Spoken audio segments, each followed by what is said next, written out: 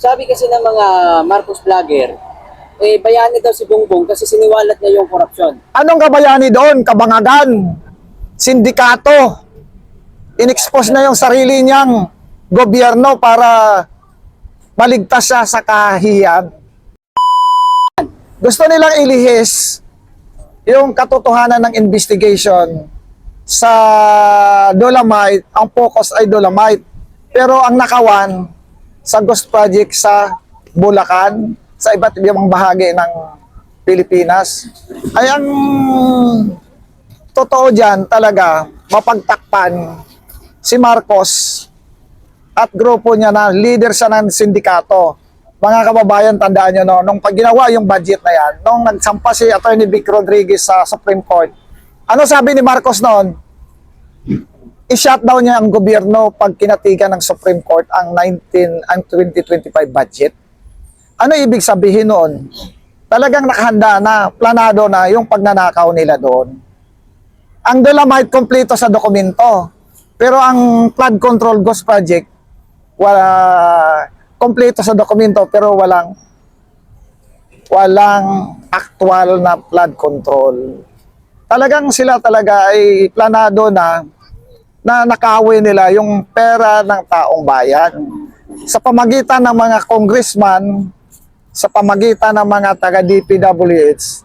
Gusto lang nila ilihis ang katotohanan sa likod ng anomaliyang administrasyon ni Marcos. Nakawin nila yung pera ng taong bayan. Ayan na, mga kababayan natin, si Orly Gotesa. Ano ginawa nila kay Orly Gotesa? Ay nililihis nila. Tinira nila sa fake na affidavit daw.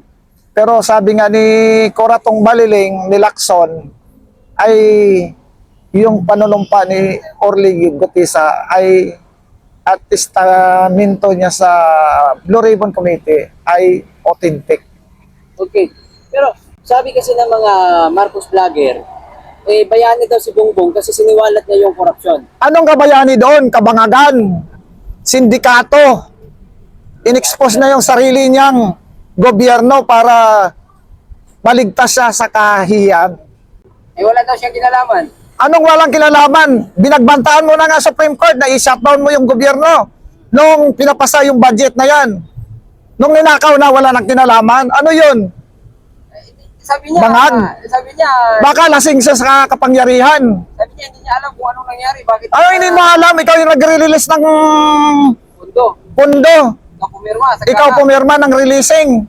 Hindi ma-release ang pundo ng kabanbayan pag walang perma ni Marcos. Oh, lulukuhan niyo yung taong bayan. Sabi nga ng mga lawyers come on, hindi kami maniniwala sa pinagsasabi mo na wala kang kinalaman. Ikaw yung leader na hinalal ng taong bayan. At ikaw yung tagatago ng pera ng kabayan ng bayan, tapos ikaw din ang leader ng sindikato. Hindi mo kasi release pag walang pondo mo, walang perma ni Marcos. Yung bilyon-bilyon na yan. Di ba sabi nga ni Manuel Bonoan, wala silang kapangyarihan mag-release ng bilyon-bilyon na pondo, kundi hanggang 600 million lang sila. Yun. Oh. Bilang isa ka sa mga saksi sa pagsasakay sa Manila Dolomite Pits, Oh. doon sa sinabi ni Legarda na walang halaga yung Manila Dolomite Pits, ano po masasabi mo doon? Ang masasabi ko dyan, kasi bilang mahihirap, maliit na tao, malaki ang benepisyo ng Dolomite Beach sa taong bayan. Kagaya ng taga Palawan, pumunta pa rito. Tinanong ko, sa tingin niyo may walang benepisyo ang taong bayan? Malaki. Sa local tourist, dinalagsa ito ng local tourist sa iba't ibang bahagi ng bansa. Galing Cebu, galing Ilocos, galing Palawan, galing Mindanao. Malaki ang impact nito sa taong bayan. At for your information, Senator Legarda, malaki ang benepisyo ng Dolomite sa taong bayan. Unang-una, itong Dolomite ay nag-neutralize ng acid ng dagat. Dahil sa dolomite, yung maitim na tubig, Luminaw. luminaw. Ikaw, bilang senador, mayaman ka, wala kang pakialam sa dolomite ng ginagawa. Ang gusto mo kasi ng dolomite, taniman ito ng bakawan. Pag tinaniman mo yung bakawan ito, isabit kita sa bakawan. Ano yung mabubuhay? Mabubuhay, buhaya katulad niya. And do you think, sir, sa from 2019 to until 2021, do you think overpriced nga po ba talaga ang Manila Bay Dolomite Pits ayon kay Terry dito? Hindi. Nandyan si Villar, imbestigahan niya. Nandyan si Secretary Simato. Gusto lang talaga ni Terry Redon na ilihis ang investigasyon ng ICI para sa flood control, na ghost flood control. Kasi totoo lang, in-interview ni Ted Filon si Attorney Domingo Cayusa sa programa niya para mas mabilis, sabi ni Attorney Domingo Cayusa, bakit hindi mo na kunin yung mga ninakaw nilang pera sa pamagitan ng forfeiture case bago kasuhan sila, pa-determine kasi yung kinita nila buwan-buwan o sahod nila kung saan nila kinuha yung limpak-limpak na bilyon-bilyon. Kasama na dapat si Marcos doon, imbestigahan at i-forfeiture na yung kayamanan niyang kinikita.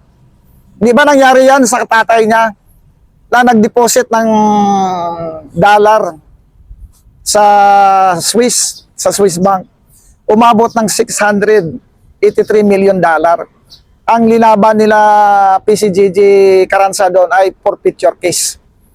Na pumapayag, may batas ang Supreme Court na ikaw bilang mamamayan, kung sobra-sobra yung pera mong kinita sa sahod mo, saan mo ko kinuha yan?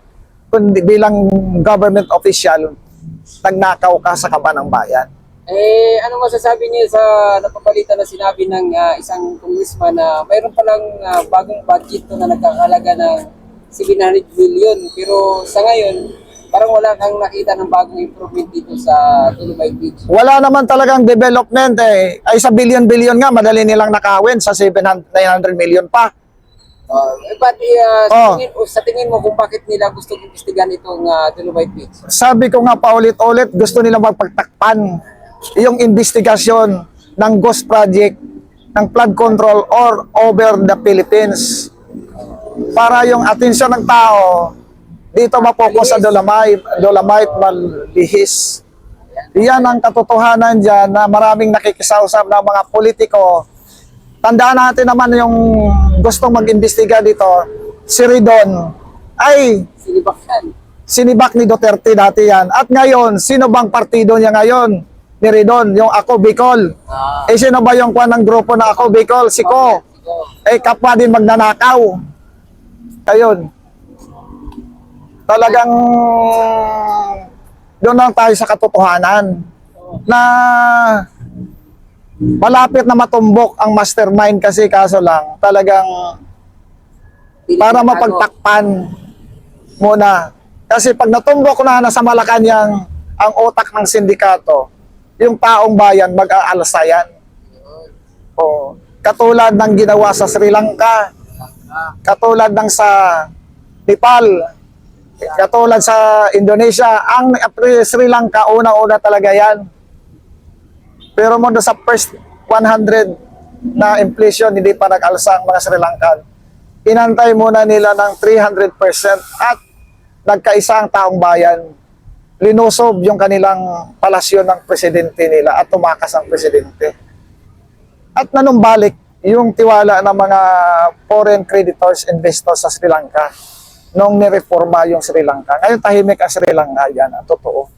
Hindi yan malayo sa atin kasi ngayon, ang economy na natin ngayon ay bagsak. 59 na yung palitan ng dolyar. Ano bang epekto nito siya pagka pumalo ng $59? Di magmahal ang bilihin. Yung bilihin mo na dating na kaya mo abot kamay ngayon, papalo yan. $100 mo, halaga na lang ay 40 pesos. 1,000 na. Isang ano nga. Alam mo, kaya nung panahon na yan, yung 100 na yan ay matatag. Hmm. Noong panahon ni Duterte. Ngayon, kung uabot pa ng 60 yan, yung 100 mo, kapalit na ng 1,000. 1,000. Ay, sir, 1,000? Wala ka nang mabibili. Ah, Hindi na. pero sir, Pero ito, sabi nga ng mga ekonomista, darating pa yan maging 80 ang dollar. Yun, talagang talamak na. okay. Sir, hindi na Pangulo si Digong, pero bakit nananatili kang Duterte supporters? Kasi naniniwala ako sa Duterte brand of governance. Nung panahon ni Duterte bilang OFW, umuwi ako dito, no? Yung mga programa ng gobyerno noon, pag qualified ka, mag-email ka lang, darating na yung ayuda. Wala nang chichiburitsi magpaluap ka na magpaluap. Wala pang ilang araw, nandiyan na. Kagaya ng programa ni Bongo, na 30,000 na student assistance para sa mga anak ng OFW. Nag-email ako sa CHED, kasisi sa Doli, nakasisi sa OWA. Wala pang isang linggo, nirelease na yung hindi ko in-applyan na 10,000 na student assistance ng OWA. After 1 week, sumunod na yung 30K. Tinawagan ako, sir, kunin mo na yung 30K sa isang padalahan dyan na walang bawas yan, 30,000 talaga yan. O hindi ako nakaalis. After a month, tumawag uli ang Doli. Sir, nakaalis ka na ba? Hindi pa. O ito, sir, tanggapin niyo uli yung second tranche na 30K. Walang korupsyon sa panahon ni Duterte. Kasi saan yan yung may korupsyon? Yung maraming bureaucratic red tape doon sa papilis na papilis. Matatandaan nyo ngayon nung nag-release si Duterte ng ayuda, 10,000 sa bawat Pilipino. Ang ginawa ng barangay chairman sa Santa Misa at saka barangay Kagawad, ninakaw nila. Hinati-hatian nila. Anong nangyari sa barangay chairman at Kagawad? Pinakulong ni Duterte agad, immediately. Yun ang gusto kong gobyerno may aksyon. Nakikita nyo. Kita nyo, yung Boracay, 6 months lang pinalinis. O, yung ibang project ng Sisilix, ng Malay Connect sa Cebu. Baka ang kinin pa ni Bangag yan. Expressway. At yung expressway, yung stage 3, inaangkin ng mga Dilawan yan. Ano sabi ni Ramon Ang?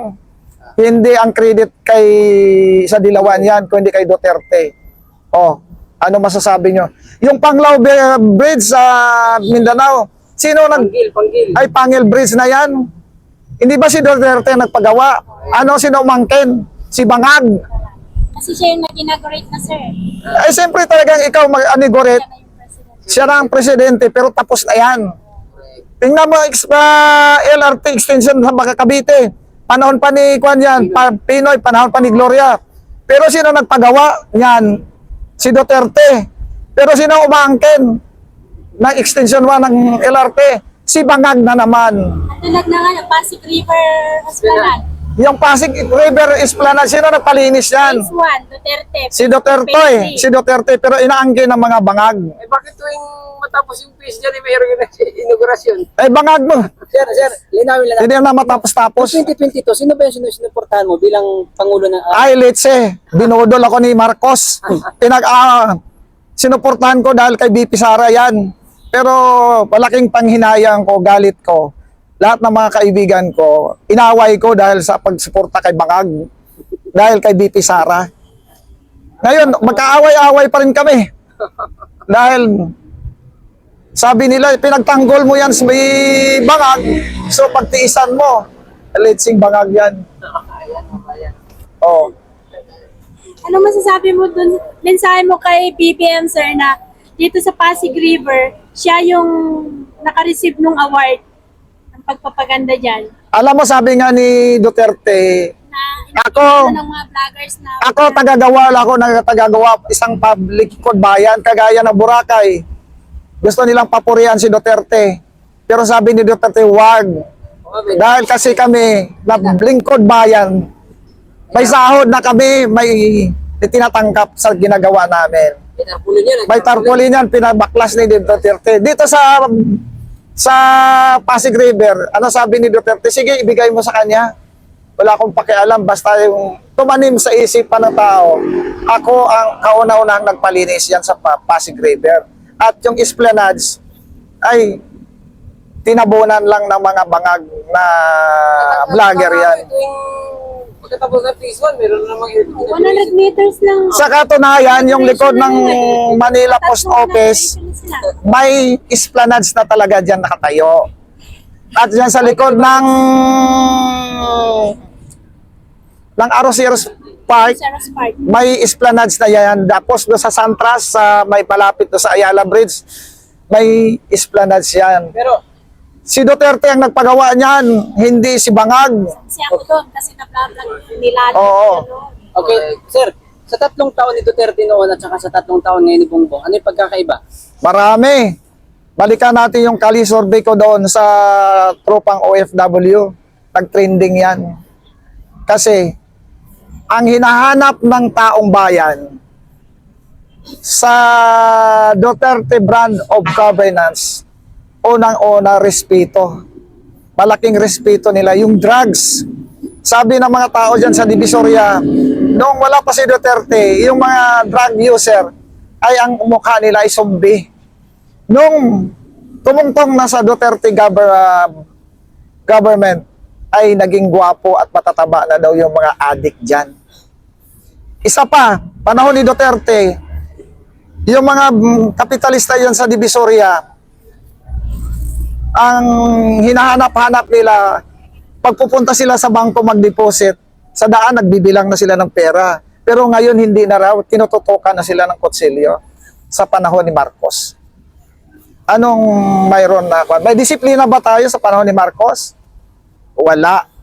Wala tayong kinatatakutan yung mga kababayan natin na gutom dahil walang binibigay na patas na ayuda sa panahon ni Marcos. Yung malalapit lang sa kanila yung panahon ni Duterte. Ano man ang kulay mo, Duterte ka man, dilaw ka man, pinklawan ka man, NPA ka man o ano man, lahat yan binibigyan ng ayuda. Yun ang kinaiba sa Duterte brand of governance. Alam nila yan, nagbubulag-bulagan lang sila Okay. at nagbibingi-bingihan. Talking about war on drugs, pabor ka ba sa war on drugs? Kung pwede lang ibalik pa uli si Duterte, ibalik natin. Dahil pabor na pabor, dahil maglakad ka ng hating gabi sa panahon ni Duterte, ay walang gagalaw sa iyo noon. Walang maghahablot sa iyo. Walang manutok sa iyo ng anumang kutsilyo. Wala mang manutok na anumang baril. Lalo na sa NAIA, panahon ni Pinoy, yung tanimbala, panahon ni Duterte, sanabi lang ni Duterte, tumigil kayo kung hindi papakain ko yung bala sa inyo. Parang winalis, biglang nawala lahat. Ano ba yun? Amscore? Ano ba yun? Amscore. Tapos nung umupo si Bangag na naman, bumalik uli. Tanimbala uli. So mga kababayan, kayo ba sino bang paniniwalaan nyo? Ang totoo lang, huwag tayo magtanga-tangahan, huwag tayo magbibingi-bingihan kahit nasa tatapalan kayo ng pera sa mata nyo. Lalo ni mga vlogger ni Bangag, mga inutil, hindi pera-pera yan. Prinsipyo dapat ang ipaglalaban natin. Ano sabi nila? Pera-pera lang daw. Lalo na si Robert.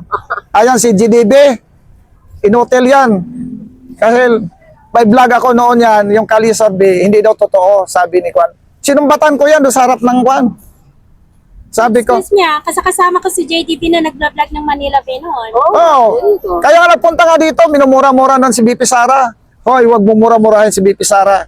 Dahil si BP Sara, tapos ng LLB yan, kapasa sa bar examination. Bakit hindi niya daw kaya sagutin yung paratang ng 125 million na confidential fund? Ngayon, lumabas niya katotohanan. Oo. Bakit ni BP Sara sasagutin yan? Ay hindi naman sila ang proper authority na magpaliwanag dyan. Ang COA. Ay inaako na nila lahat ng trabaho ng COA eh. Yun ang Ano ba sabi ng kuha? clear Clear. si BP Sara. Maganda paggamit niya ng pundo Okay. ng taong bayan. Sir, nung mga nakaraang buwan, Oh. investigation talking about 125 confidential fund ni BP Sara. Oh. Talagang ang ingay nun. Pero sa tingin mo, bakit yung mga congressman ngayon tahimik sila sa issue ng mga trillion na flood control, mga ghost project eh? Kasi gusto nilang pabagsakin si Sara noon. Kahit yung mga congressman na yan, kasama sila, involved sila doon sa pagpabagsak. Dahil sa solsol ni Tambaloslos. Ayan, binili nila yung mga 150 million, 77 million, Kaya para yan nga sabi ni, di ba? Sabi nga ni dating Senate President Escudero, pag nagturo ka ng isa, 3 daliri ang tuturo sa iyo. Ayan kasi si Tambaloslos, sa tunayan, abogado yan pero hindi niya ginamit ang pagka-abogado niya. Si Martin Romualdez, sa diretsuhin na natin. Iyan ang katunayan na kahit kailanman sa history ng Philippine politics at Philippine government, wala pang Speaker of the House na naging presidente. Kaya gusto niya maging Prime Minister muna bago siya maging presidente. Ayan ang katotohanan. Sa likod ng politika sa gobyernong bangag ni Marcos. Bangag naman talaga eh. Biruin mo, nagsasaper yung Cebu ng kalamidad, baha, lindol. sabi niya, Nagsasaya pa sila. Sa schedule. Sa matino mong pag-iisip, ang bagyo ang magsusunod sa kanya. Ikabangagan niya, Wala na yung bagyo. tanging ang Diyos lang ang pwedeng tumigil dyan at mapasasunod sa schedule niya. Kasi ng bagyo ngayon. Yung Oh. bagyo, inasunod Sabi niya sa kasi, Ano? kaya daw nagkaroon ng matinding pinsala sa Cebu dahil malakas talaga lang daw talaga ang bagyo. Malakas ang tama niya sa utak Hindi niya. na sumunod yung bagyo sa schedule. Sino namang bagyong susunod sa schedule niya? Bakit hawak? Hawak July mo. daw dapat sir. O bakit August na siya dumating? Ikaw maniniwala naman sa kanya. Kung maniniwala ka kay BBM, bangag ka na rin. Oh. Napatawa ako dun bagyo Ano masasabi mo doon sir na magiging state witness ni Martin Romualdez sa mga corruption na sa naganap sa bansa? ICI. Dapat nga, siya dapat ang hindi dapat ilagay dyan sa dapat siya ikulong unang-una. Dapat nga, pagsampa na ang gobyerno o yung mga yung mga abogado no, ng forfeiture case laban kay Martin Romualdez at kay Saldico at kay Marcos ay sobra-sobra yung pera na ninakaw nila sa kaban ng bayan. Bago sila litisin, tanggalin mo na yung billion, trillion na ninakaw nila sa kaban ng bayan. Lalo na yan si Kwan? Si Henry, ano yan? Alcantara? Alcantara. At saka si Bryce. Bryce Hernandez. Dapat i-forfeiture mo na yung pera nila bago sila litisin. Oh, Kasi makikita mo doon sa account nila, si Bryce Hernandez, 57 account yung hawak ng AMLAC. Dapat lahat ng hawak ng AMLAC, i-forfeiture case na yan, ibalik dapat sa kaban ng bayan yan. Bago sampahan silang demanda. Pag wala na yung pera sa kanila, sige nga, lumaban kayo sa gobyerno. Na totoo, hindi gobyerno ni Bangaga, dahil tatakpan lang yan. Sa katotohanan. so tingin mo kaya sir, mapapauwi kaya nila si Saldico? Paano nila mapuuwi, pinaprotektahan ni Martin Romualdez at saka Marcos? Eh bakit si Kwan?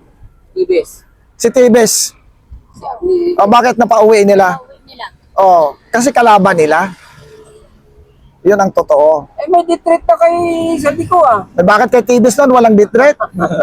Aber? O. Mag-isip tayo mga kababayan natin.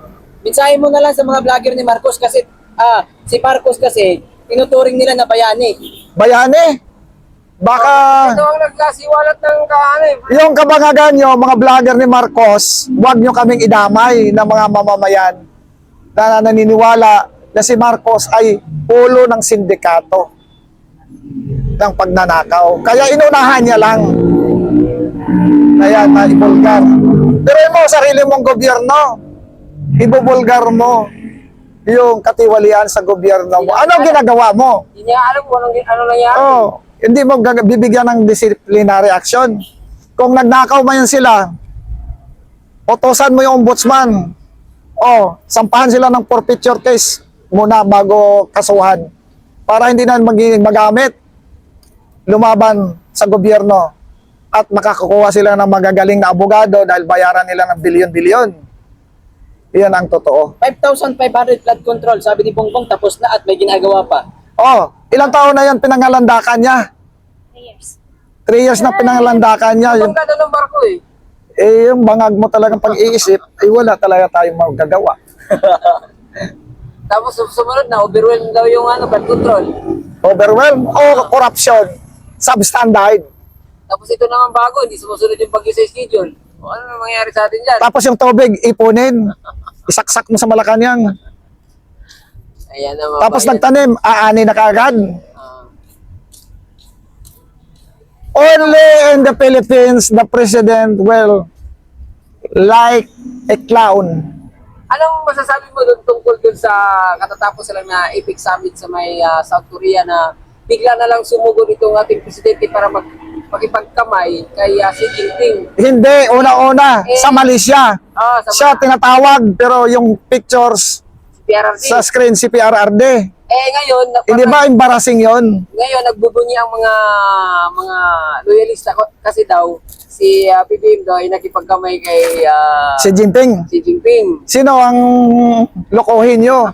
Yung South Korea ng presidente nagkamay, walang bantay si Xi Jinping. Nung si Marcos lang nagkamay kay Xi Jinping, tumayo yung prime minister nila.